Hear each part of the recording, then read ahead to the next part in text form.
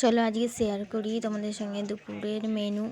এই গরুর মাংসের চাপ করেছি, গরুর মাংসের টিকিয়া করেছি, তারপরে একটু সব রকম সবজি দিয়ে মানে একটু সবজির তরকারি করেছি, বেগুন, টমেটো, শিম, ধনেপাতা সব কিছু দিয়ে একটু সবজির তরকারি করেছি।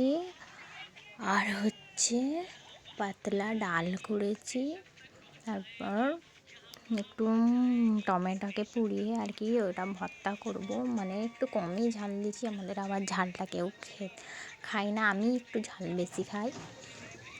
এই চলো একটু মেহেন্দি দিয়ে নিচ্ছি।